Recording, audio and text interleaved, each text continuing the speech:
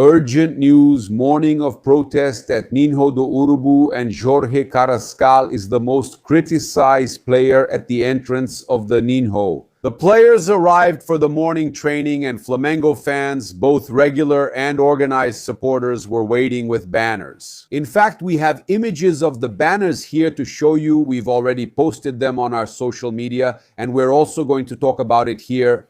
I just found out that the former president of Raza Rubro Negra, Macula, Anderson Macula, is out in front of the training center. He's there with the people at the protest, and I'm going to try to call him here. I already asked if he can talk to us so we can find out what's going on. It's a peaceful protest, what's happening. Since we don't have a team there, it was a big surprise. We woke up to this surprise. I heard from some members of the supporters group, we're here at the training center, we're here at the training center. I said, what's this, what's this, what's this? I woke up startled today. It's Saturday. We usually wake up a little later. And so we have here Flamengo fans, banners, amateur management.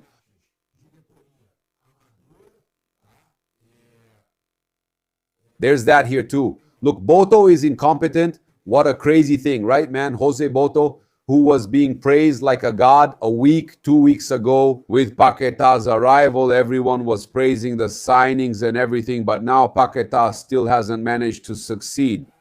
On the contrary, we're even going to talk about that here. And I think there has to be accountability. Yes, there has to be accountability, especially when it comes to player performance, even more so for a player worth 42 million euros. I think Flamengo will turn things around. It's the start of the season. They're not going to repeat 2023. Okay, they're not going to repeat 2023. I think Felipe will have to be very humble and work on getting this team right since he's going to stay. The information is that Felipe Luis is staying, right? So the fans are complaining. They're complaining about the amateur management, right? They're also complaining about Boto. Man, amateur management, it's hard to say, especially with all the financial results that are happening. But we understand that the fans are there protesting, right? Look, salaries are up to date, beatings are missing. There's also this message here for the players saying that, in other words, it's very easy to play for Flamengo with salaries up to date, earning millions. It's easy to play for Flamengo. Obviously, there's also Felipe Luis and his methods. So are the fans also complaining about Felipe Luis? A lot of comments, guys. Gustavo Dantas, amateur management, even with so many positive results. That's really complicated, especially with the year we've had, man. We can't forget the year we've had. But I understand that the fans are really upset with this start to the season. Okay, yeah, look, the people's little VAR answering, yes, it's amateur from the moment they announce it everywhere. That they have $1 billion to spend and with that inflate the market, that's amateurism. Or boosted it for everyone too, right? Yeah, that too, it could have increased it for everyone as well, right? It's Mofila Junior Boto, incompetent. The main one doesn't hold anyone accountable, right? The players, no. But the crowd is demanding everything there. They're demanding everyone there, okay? It's Luis Galvão, 96. Management isn't at fault. They pay on time, upgraded the training center to be the best, and got top players for every position. Management is doing well, but the team lacks motivation. And we can't forget that Felipe Luis this year, 2026, sat down to renew, sat down to negotiate his contract renewal, but to get the team to play football. So far, nothing, right, guys? And we have to demand, obviously, performance here. Me, as a commentator, as a presenter, as a fan, and also as a journalist, I have the right to demand, to comment, to give my opinion. Just like Mauro Cesar does his part, Tiago Asmar, like everyone does their part, right? It's Fla Arraial do Cabo. I only agree with the salary banner. A lot of people are talking about that. It's about the players, the salary being paid on time, right? So a lot of people are also clapping and stuff. And then Francesco is saying here, look, the problem is the Tinkerman, guys. The management for now is the one that made the least mistakes. Paquetá is playing badly. Everyone wanted him, so you can't blame management entirely. The squad is basically unchanged from last year. That's a very important point. Look, that's a very important point. Everyone wanted Paquetá. Everyone wanted Paquetá. They did what the fans wanted. He still hasn't delivered, but let's do this. Let's call someone who's there, someone who's right in the eye of the storm, right? Anderson Macula, former president of Ratsa. I'm going to call him here. ESPN just got there. I'm here with Macula from Ratsa. Let me turn this up. Hey, Macula, what's up?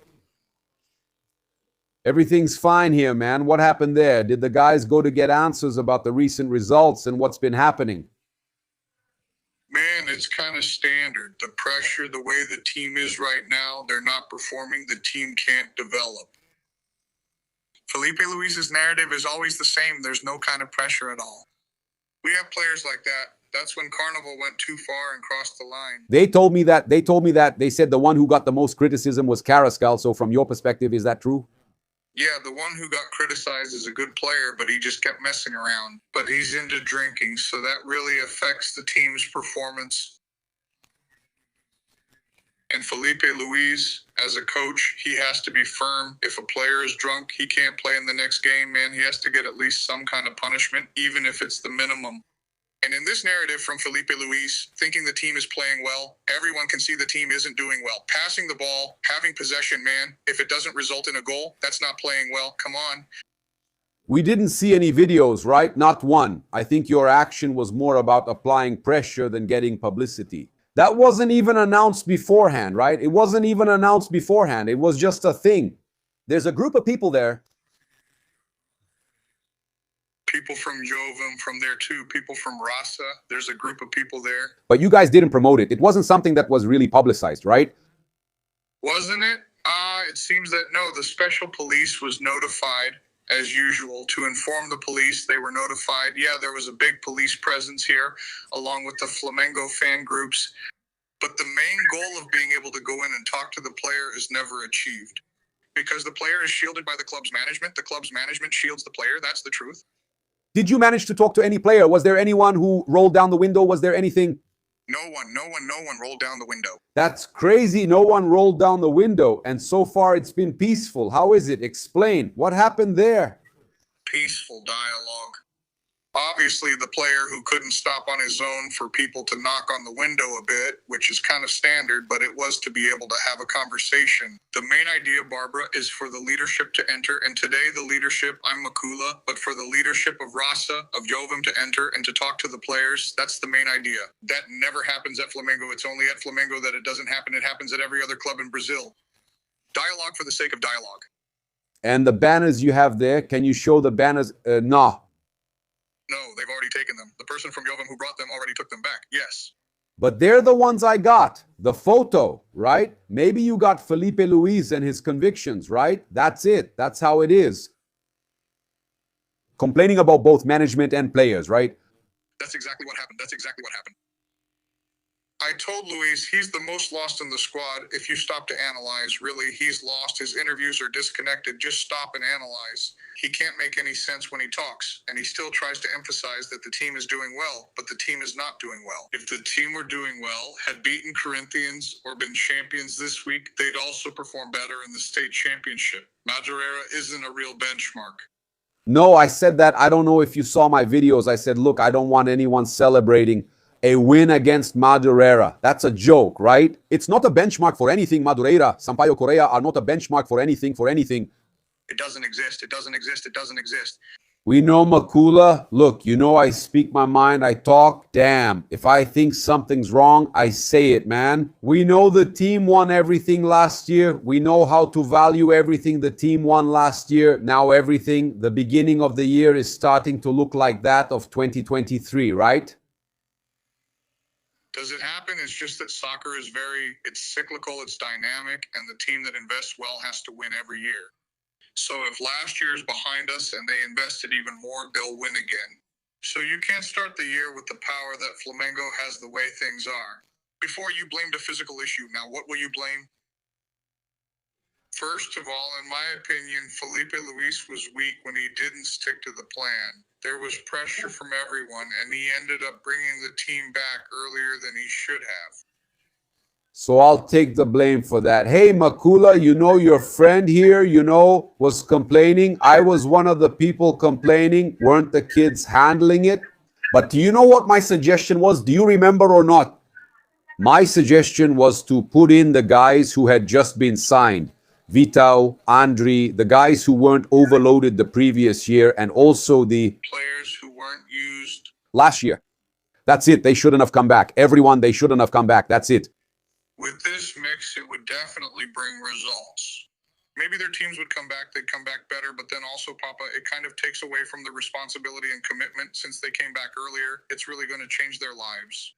You can't just walk on the field, you can't have technical mistakes. Flamengo is making absurd passing errors, subpar players. It's not acceptable. The team that can't get a shot on goal in 2 games against those guys didn't score a goal from open play, only scored against Lanús with a penalty. But here it's coming to an end. Bro, let's go. We have to go too. Thank you. I want to thank you on behalf of the Paparazzo Rubro Negro channel and the Rubro Negro media. Thank you for agreeing to this interview. The first person I saw who was there and I thought, oh, I'll try to talk to him, was you. So thank you for talking to us. Man, that's what I say. I think everyone's upset and now we just have to wait for this group to give us an answer on the field. And apparently Felipe will stay. The information I got is that Felipe will stay, man. The fans will criticize when things are bad. They'll support and praise when things are good, but there will never be a lack of conditional support. Now, after we support for 90 minutes, if things go bad, the criticism comes as usual. The role of overseeing and demanding belongs to us, the fans, not just the organized groups, but every Flamengo supporter who buys their ticket has the right to come here and demand. It's as simple as that. Thank you, my brother. Really appreciate you talking to us, honestly. God bless you. Thanks.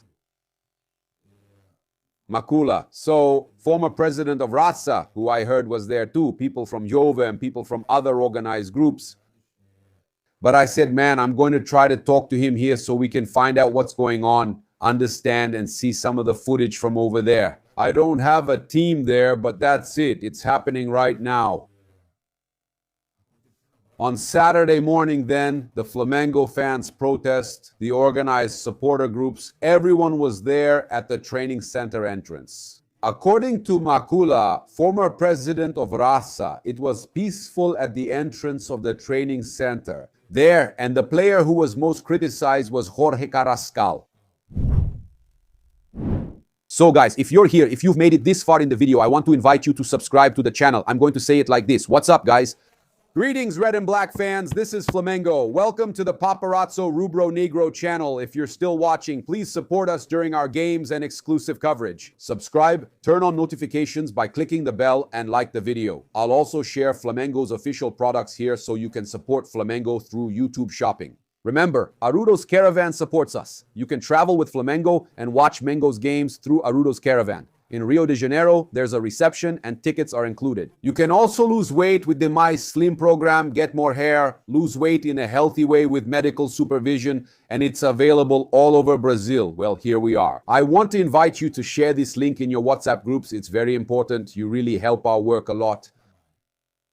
Look, we have a few situations to bring to you here. I want to congratulate Danilo, right, for his attitude, okay? Look at Flabolado here, huh?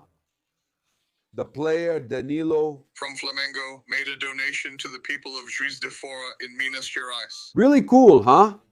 Really cool. Look, Danilo had it made there, man. Look, that's crazy, man. No, but Danilo doesn't even separate things. No, Flabolado, Danilo, he was the guy who, my brother, right? He laid down the law. He said everything was wrong, that everything had to change. That's a lot. He was the guy who stepped up. He put himself out there, right? Danilo put himself out there. Let me remind you all here. He said, look, let's remember what Danilo said. You brought it up here yesterday. He put himself on the line. My brother, look, he deserves all the respect. Look, check it out. Everyone needs to take responsibility because there was a physical part, a technical part, and a performance part. Everyone must take responsibility. That's how big teams work. See, there was a physical part, a technical part, and everything else. Everyone needs to take responsibility. Look, we had Luis Carlos Jr., right? Also talking about this, the commentator, the host, Flamengo, with a billion real budget, maybe the best squad in South America, can't lose 2 games in a row to Lanús. Under these circumstances, playing 120 minutes at Maracanã, the loss is circumstantial. It happened in the last minute, but Flamengo is much, much better than Lanús in every aspect technically. So there's no comparison, okay? It's Luis Carlos Jr., also a commentator, journalist, and sport TV commentator. Criticizing, saying that Flamengo can't lose. Flamengo has a very strong squad. Lanús is a limited team, in my opinion. Who knows how Lanús even won the Copa Sudamericana? I think Lanús won that cup because the Brazilian clubs didn't want to win. It just fell into Lanús's lap. Okay, they won the Sudamericana, celebrate and enjoy. In Argentina, they play Flamengo in the Recopa, win, but Flamengo still has a chance to turn it around. The field was heavy from all the rain. But I don't see any justification for such poor soccer with very few real chances to score. I think Flamengo is having a very strange, very complicated start to the year, and that's why the fans are so upset. Guys, that's it. Okay, for those who don't understand, that's it. Okay, even Luis Carlos Jr. is complaining. Everyone is talking about it too. Obviously, it can be fixed, but if they don't win the Carioca Championship, I think they could end up in a delicate crisis situation right at the start of the year. I also think it's very important for them to win the Carioca Championship. Look, Pablo Rafael Rua brought some information that Flamengo's lineup was a surprise for many players. Flamengo trained with one team on Tuesday and another on Wednesday. Felipe Luis chose the starting 11 at Paquetá Stadium. Pedro and other players didn't know they would be benched and might have been, surprised, right? They could have been surprised in the locker room. So, my friends, we have the information we brought that Cebolinha's statement irritated the board, right? Because speaking out in the mixed zone after the game, he would have irritated the board and Angelo Furtado. He brought some important information regarding Cebolinha's situation, that at the reporting back. A conversation with Flamengo's football department. Okay, Cebolinha will be called in for a talk. Okay, Cebolinha was reprimanded. That has already happened now, apparently, already in today's training. The club understands that the athlete's dissatisfaction after the defeat to Lanús, this is considered natural in the heat of the moment. However, the department does not allow public statements, especially in the mixed zone, to create internal noise or hinder conversations. It will be internal alignment, nothing more than that. The idea is to adjust communication and reinforce that any contractual situation or dissatisfaction should be addressed internally first.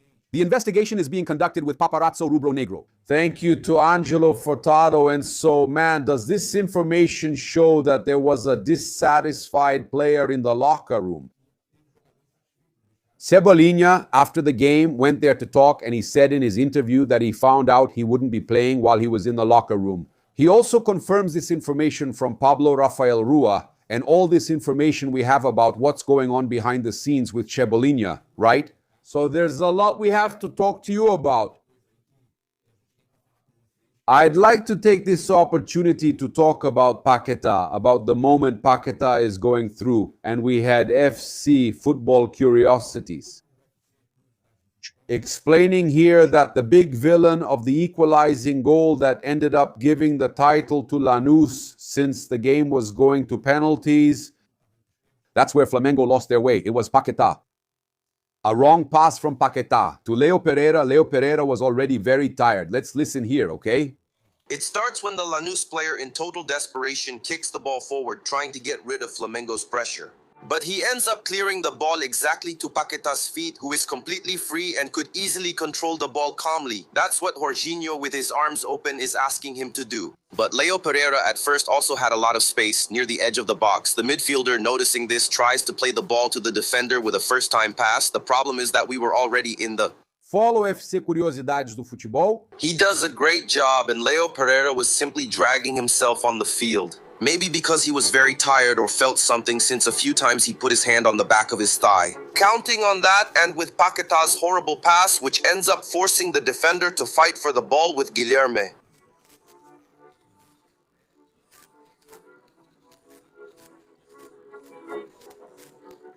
He's in position, he's closing off that passing lane inside. However, in an attempt to block that option from the Lanús player who has the ball, he takes a few steps to the side, closing the passing lane. However, he leaves the central corridor open, making it easier for the ball to go through and the attack to advance.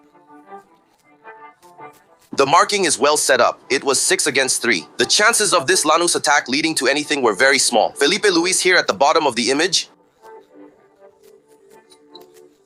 it's Algivol advancing through this area, but in my opinion, it's right between the lines of marking that's the determining factor for the team from Rio to eventually concede the goal. Notice that unlike the game against Madureira, where Paquetá shows incredible grit to help with the marking, here he just watches the ball, jogs back slowly, and ends up letting the Lanús player, who was initially advancing with him, progress right into the space between the marking lines I mentioned earlier with a lot of freedom.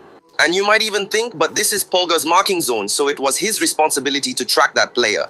At this stage of the match, due to Leo Pereira's condition, Pulgar played center back with Leo Ortiz. Paquetá dropped back to play defensive midfielder with Jorginho Cebolinha, who filled in as fullback for Varela, helping double mark Aquino with Ortiz. Agüitinho, smartly noticing the numerical disadvantage, passes the ball back, taking advantage of Paqueta's responsibility, who moves forward completely free like a butterfly. And here's a detail worth applauding. Aquino, trying to regain possession of the ball, ends up slipping, but noticing that the red and black defender is going to get in the way of his teammate reaching the ball, he throws himself in front of Leo Ortiz.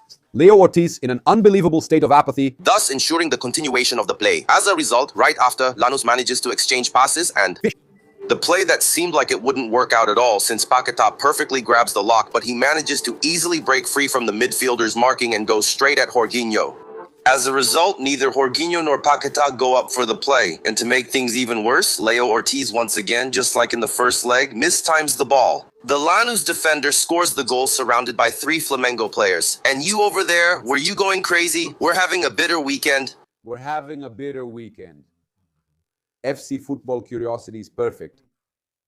3 mistakes by Paquetá in the same play, 2 by Leo Ortiz, who didn't fight. There, when the player throws himself in front of him, he was totally apathetic and miscalculated, jumped poorly. It's unbelievable, my friends. It's unbelievable. I'll end the video here with you following my reaction at this moment. Then I felt that the corner kick was going to be a goal for them. I felt it. Man, a corner kick for them. Dude, it can't be, man. My God, my God. End of the counterattack, man. Ortiz is not doing well, man. That's why he didn't play, right? That's why Felipe didn't put the guy in.